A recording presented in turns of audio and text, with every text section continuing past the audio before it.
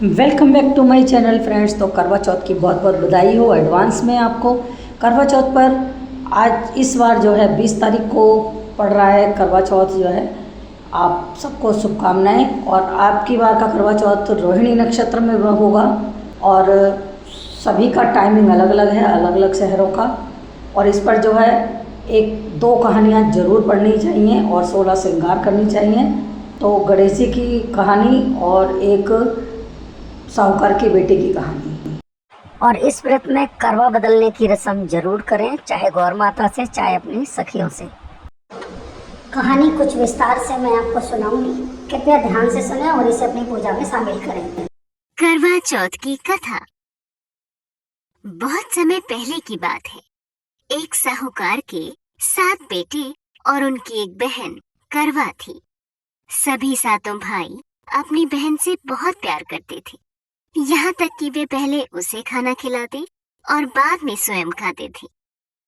एक बार उनकी बहन ससुराल से मायके आई हुई थी। शाम को भाई जब अपना व्यापार व्यवसाय बंद करके घर आए तो देखा कि उनकी बहन बहुत व्याकुल थी। सभी भाई खाना खाने बैठे और अपनी बहन से भी खाने का आग्रह करने लगे, लेकिन बहन ने बताया कि उसका आज करवा चौथ का निर्जल व्रत है और वह खाना सिर्फ चंद्रमा को देखकर उसे अर्घ्य देकर ही खा सकती है। क्योंकि चंद्रमा अभी तक नहीं निकला है, इसलिए वह भूख प्यास से व्याकुल हो उठी है।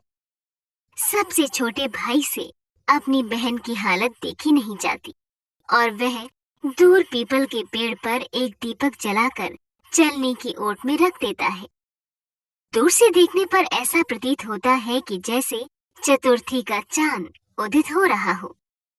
इसके बाद भाई अपनी बहन को बताता है कि चांद निकल आया है, तुम उसे अर्घ देने के बाद भोजन कर सकती हो। बहन खुशी के मारे सीढ़ियों पर चढ़कर चांद को देखती है, उसे अर्घ देकर खाना खाने बैठ जाती है। वह पहला टुकड़ा मुंह में डालती है तो उसे छींक आ जाती है। दूसरा टुकड़ा डालती है तो उसमें बाल निकल आता है और जैसे ही तीसरा टुकड़ा मुंह में डालने की कोशिश करती है तो उसके पति की मृत्यु का समाचार उसे मिलता है। वह बौखला जाती है। उसकी भाभी उसे सच्चाई से अवगत कराती है कि उसके साथ ऐसा क्यों हुआ। करवा चौथ का व्रत गलत तरीके से टूटने के कारण देवता उससे नाराज हो गए हैं और उन्होंने ऐसा किया है। सच्चाई जानने के बाद करवा निश्चय करती है कि वह अपने पति का अंतिम संस्कार नहीं होने देगी और अपने सतीत्व से उन्हें पुनर्जीवन दिलाकर रहेगी। वह पूरे 1 साल तक अपने पति के शव के पास बैठी रहती है, उसकी देखभाल करती है। उसके ऊपर उगने वाली सुईनुमा घास को वह एकत्रित करती जाती है। 1 साल बाद फिर करवा चौथ का दिन आता है। उसकी सभी भाभियां करवा चौथ का व्रत रखती हैं। जब भाभियां उससे आशीर्वाद लेने आती हैं, तो वह प्रत्येक भाभी से यम सुई ले लो, प्रिय सुई दे दो, मुझे भी अपनी जैसी सुहागिन बना दो, ऐसा आग्रह करती है। लेकिन हर बार भाभी उसे अगली भाभी से आग्रह करने का कहकर चली जाती है। इस प्रकार जब छठे नंबर की भाभी आती है तो करवा उससे भी यही बात दोहराती है। ये भाभी उसे बताती है कि चूंकि सबसे छोटे भाई की वजह से उसका व्रत टूटा था, अतः उसकी पत्नी में ही शक्ति है कि वह तुम्हारे पति को दोबारा जीवित कर सकती है। इसलिए जब वह आए तो तुम उसे पकड़ लेना और जब तक वह तुम्हारे पति को जिंदा न कर दे उसे नहीं छोड़ना। ऐसा कहकर वह चली जाती है। सबसे अंत में छोटी भाभी आती है। करवा उनसे भी सुहागिन बनने का आग्रह करती है, लेकिन वह टाल मटोली करने लगती है। इसे देख करवा उन्हें जोर से पकड़ लेती है और अपने सुहाग को जिंदा करने के लिए कहती है। भाभी उससे छुड़ाने के लिए नोचती है, खसोटती है, लेकिन करवा नहीं छोड़ती है। अंत में उसकी तपस्या को देखकर भाभी पसीज जाती है और अपनी छोटी अंगुली को चीरकर उसमें से अमृत उसके पति के मुंह में डाल देती है। करवा का पति तुरंत श्री गणेश कहता हुआ उठ बैठता है। इस प्रकार प्रभु कृपा से उसकी छोटी भाभी के माध्यम से करवा को अपना बोलो सुहाग करवा चौथ माता मिल जाता है। की जय। तो चलिए आपको बिंदाई जी की कहानी सुनाते हैं, गणेश जी की। ये बहुत जरूरी कहानी है। इस गांव में एक बुढ़िया रहती थी। बुढ़िया अत्यंत ही गरीब और आंखों से अंधी थी। वह नित्य प्रति भगवान गणेश की श्रद्धा से पूजा किया करती थी।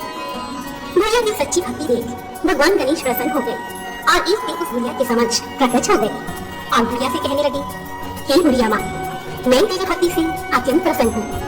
मैं तुझे कोई वर देना चाहता हूँ, बता तुझे क्या वर चाहिए।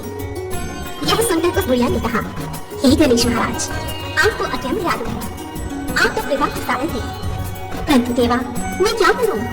मुझे तो कुछ मांगना भी नहीं आता। मैं अपने बच्चों से पूछकर बताऊंगी। तब उस बुढ़िया ने अपनी बेटी से पूछा, बेटा बता मैं भगवान गणेश से क्या वर मांगूं? तब बेटी ने कहा, माँ तुम गणेश जी से बहुत सारा धन मांग लो।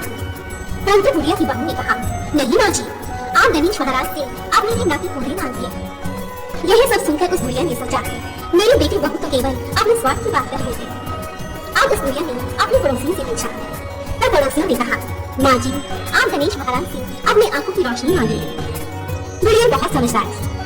सब लोगों की बातें सुनकर उस बुढ़िया ने सोचा, क्यों ना मैं भगवान गणेश से कुछ ऐसा वर मांगूं जिसमें हम सबकी भलाई छिपी हो। अगले दिन गणेश भगवान फिर उस बुढ़िया के समक्ष आए और बोले, हे बुढ़िया माँ, बता तुझे क्या वर चाहिए। यह सुनकर उस बुढ़िया ने कहा, हे गणेश महाराज, आप मुझे 9 करोड़ की माया दो, निरोगी काया दो, आंखों की रोशनी दो, नाती पोती दो, घर परिवार में सुख दो और अंत में मुझे मोक्ष दो। बुढ़िया की चतुराई देखकर गणेश भगवान मुस्कुराए और कहने लगे, हे बुढ़िया, तूने तो मुझे ठग ही दिया, परंतु जो कुछ भी तूने मुझसे मांगा है वह मैं तुझे अवश्य ही दूंगा। और इतना कहकर भगवान गणेश वहाँ से अंतर्धान हो गए। हे गणेश महाराज, जिस प्रकार आपने इस बुढ़िया पर दया की, उसी प्रकार हम सब पर भी अपनी कृपा बनाए रखना। ये कहानी आप दिन में भी एक बार पढ़ें और एक बार रात को पढ़ें। बोलो गो गणेश भगवान की जय। और एक लोटा जल सूर्य देव को समर्पित कर दें। शाम के समय सभी तरह के पकवान बनाएं, पूजा करें, चंद्रमा को अर्घ देकर अपने पति के हाथों से जल ग्रहण करें और व्रत का पूरा पालन करें। हे करवा चौथ माता, सभी का सुहाग बना रहे। जय करवा चौथ माता।